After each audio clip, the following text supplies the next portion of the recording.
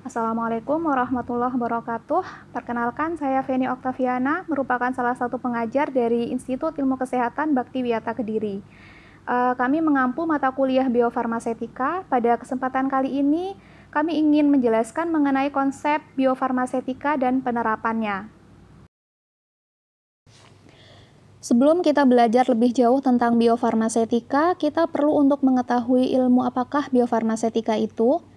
Jadi, biofarmasetika adalah ilmu yang mempelajari hubungan antara sifat fisikokimia obat, bentuk sediaan, dan rute pemakaian terhadap laju dan jumlah absorpsi obat sistemik.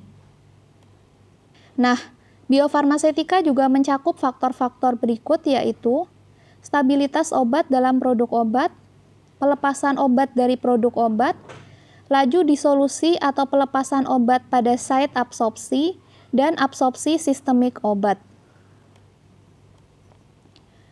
Untuk melihat hubungan antara obat, produk obat, dan efek farmakologis dari suatu obat dapat dilihat pada bagan berikut. Pada umumnya, produk obat mengalami absorpsi sistemik melalui rangkaian proses pelepasan dan pelarutan obat, lalu diikuti dengan absorpsi dari membran sel menuju ke sirkulasi sistemik. Kemudian obat tersebut di dalam jaringan akan menimbulkan efek farmakologi atau efek klinis. Tahap terakhir dari proses tersebut adalah ekskresi dan metabolisme. Dari bagan ini, kecepatan obat mencapai sirkulasi sistemik ditentukan oleh proses disintegrasi, pelarutan, dan absorpsi obat. Sehingga kelak kita akan mengenal yang disebut dengan bioavailabilitas atau kecepatan dan jumlah obat yang aktif mencapai sirkulasi sistemik.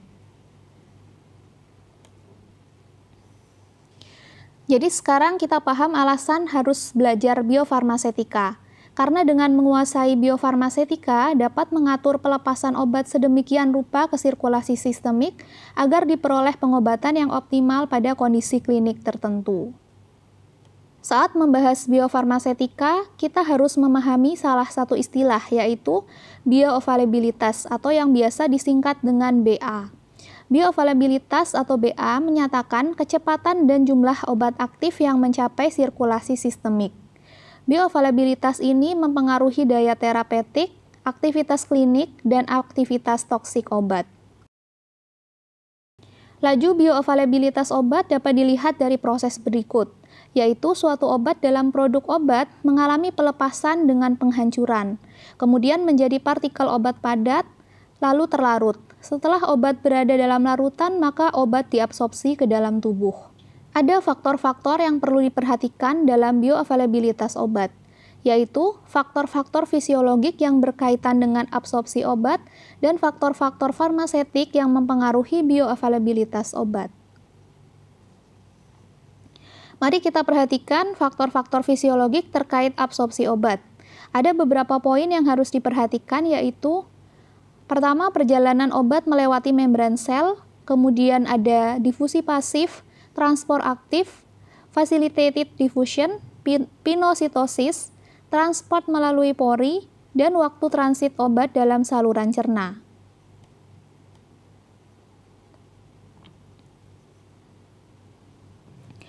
Berikut merupakan perjalanan obat melewati membran sel. Pada umumnya, membran sel mempunyai struktur lipoprotein yang merupakan membran lipid semi-permeabel, sehingga obat-obat lipofilik atau yang lebih mudah larut dalam lemak lebih mudah melewati membran sel daripada obat yang kurang larut dalam lemak atau hidrofil. Bagi obat yang bersifat asam lemah dan basa lemah, maka besarnya ionisasi menentukan laju pengangkutan obat. Molekul obat berdifusi dari daerah dengan konsentrasi tinggi ke daerah dengan konsentrasi rendah sesuai dengan hukum difusi Fick. Menurut hukum difusi Fick, terdapat beberapa faktor lain yang dapat mempengaruhi laju difusi obat, seperti derajat kelarutan obat dalam lemak, koefisien partisi, tebal membran, dan koefisien difusi. Gambar berikut menjelaskan mengenai mekanisme pengangkutan fisiologik secara difusi, transport aktif, dan difusi terfasilitasi. Difusi pasif merupakan bagian terbesar dari proses transmembran bagi umumnya obat-obat. Molekul obat berdifusi dari daerah dengan konsentrasi obat tinggi ke daerah dengan konsentrasi obat rendah sesuai dengan hukum difusi Fick. Sedikit berbeda dengan difusi yang sederhana, pada difusi yang terfasilitasi, sistem transport terjadi dengan diperantarai pembawa, namun berbeda dengan transport aktif. Difusi facilitated ini tidak membutuhkan masukan energi. Perbedaan lainnya adalah pada difusi sederhana mengangkut partikel kecil nonpolar, sedangkan pada difusi terfasilitasi mengangkut partikel besar yang bersifat polar. Gambar paling kanan menunjukkan mekanisme transport aktif. Transport aktif merupakan proses transmembran yang diperantarai oleh pembawa atau carrier. Obat dipindahkan melawan gradien konsentrasi dengan konsentrasi yang rendah melawan konsentrasi yang tinggi, sehingga pada transport aktif memerlukan energi. Pinositosis merupakan suatu proses di mana membran sel menyelubungi sekeliling bahan makromolekul dan kemudian mencaplok bahan tersebut ke dalam sel. Makromolekul tersebut tetap tinggal di dalam sel sebagai suatu gelembung atau vakuola. Pinositosis berbeda dari fagositosis, karena fagositosis umumnya digunakan untuk tujuan defensif, sedangkan pinositosis digunakan untuk bahan penting asupan ke dalam sel. Selain itu, bahan yang dicaplok pada fagositosis adalah partikel padat dengan diameter lebih besar dari ukuran 0,5 mikrometer, sedangkan pada pinositosis adalah tetesan cairan ekstraseluler bersama dengan partikel kecil.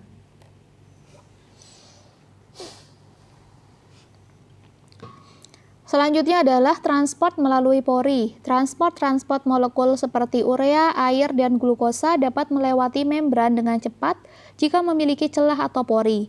Model permeasi obat melalui pori digunakan untuk menjelaskan ekskresi obat lewat ginjal. Faktor selanjutnya yang perlu diperhatikan adalah waktu transit obat dalam saluran cerna dapat mempengaruhi laju absorpsi obat. Penundaan pengosongan obat dari lambung ke duodenum akan memperlambat absorpsi obat, sehingga dapat menunda efek terapi. Sebaliknya, saat motilitas duodenum tinggi atau pada keadaan diare, obat memiliki waktu tinggal yang singkat di duodenum, sehingga kesempatan absorpsi menjadi kecil. Akibatnya, obat sedikit yang terabsorpsi. Aliran perfusi darah dari saluran cerna juga berpengaruh. Penurunan aliran darah, contohnya pada kasus gagal jantung, akan menurunkan laju pemindahan obat dari saluran usus dan kemudian akan menurunkan laju bioavailabilitas obat.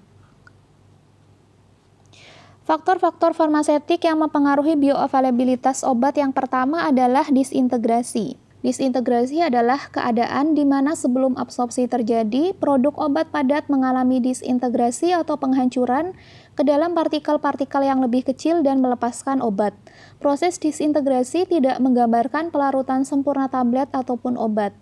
Untuk keseragaman disintegrasi tablet, maka dilakukan uji disintegrasi resmi, kecuali pada tablet-tablet prolong release atau sustain release.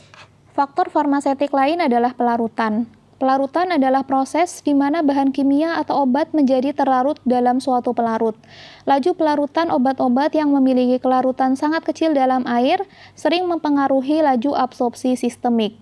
Laju pelarutan obat dapat digambarkan oleh persamaan Noyes-Whitney, di mana laju pelarutan obat pada waktu tertentu sama dengan tetapan laju difusi dikalikan dengan luas permukaan partikel dikalikan dengan koefisien partisi minyak atau air dibagi dengan tebal atau stagnan layer, di mana nilai ini dikalikan dengan selisih antara kadar obat dengan konsentrasi obat dalam bagian terbesar pelarut.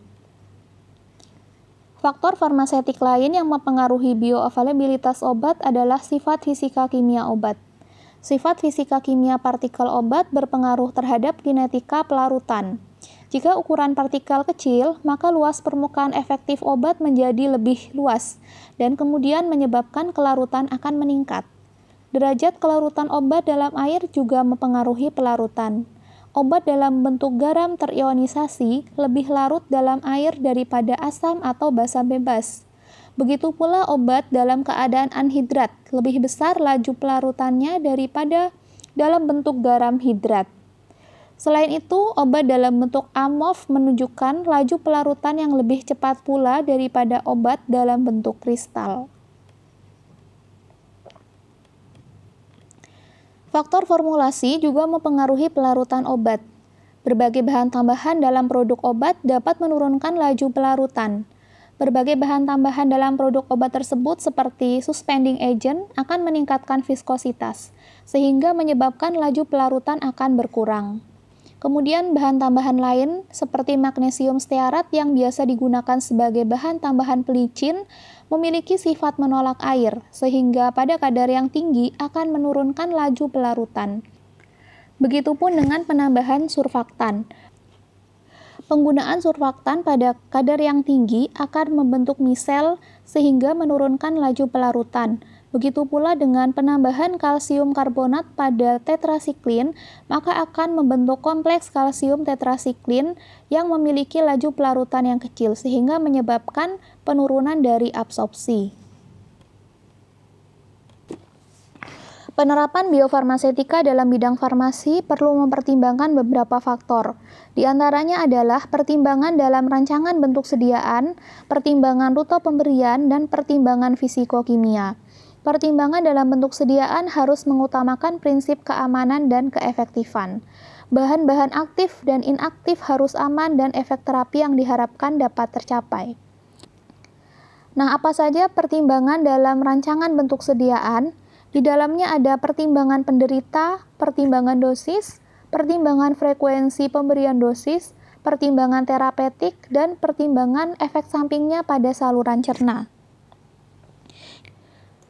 Penerapan biofarmasetika dalam bidang farmasi tidak luput dari pertimbangan rute pemberian. Suatu obat dapat diberikan dalam berbagai rute dan tetap menghasilkan aktivitas yang ekivalen. Tetapi lama dan mulai kerja mungkin sangat berbeda karena perubahan farmakokinetik yang disebabkan oleh rute pemberian. Jenis-jenis rute pemberian diantaranya adalah produk-produk parenteral, kemudian tablet bukal, aerosol, sediaan transdermal, sediaan oral, dan sediaan rektal. Pertimbangan yang terakhir adalah pertimbangan fisikokimia. Pertimbangan fisikokimia ini terdiri dari nilai pKa dan profil pH, ukuran partikel, polimorfisme, higroskopisitas, koefisien partisi, interaksi bahan pengisi, dan profil stabilitas pH. Setelah mengetahui faktor-faktor yang perlu diperhatikan dalam penerapan biofarmasetika di bidang farmasi, maka diharapkan dapat diproduksi sediaan yang berkhasiat, aman, dan berkualitas. Sekian mata kuliah biofarmasetika kita pada kesempatan kali ini. Semoga dengan pengantar biofarmasetika ini dapat mempermudah mahasiswa sekalian untuk memahami mata kuliah biofarmasetika ke depannya. Terima kasih atas perhatiannya.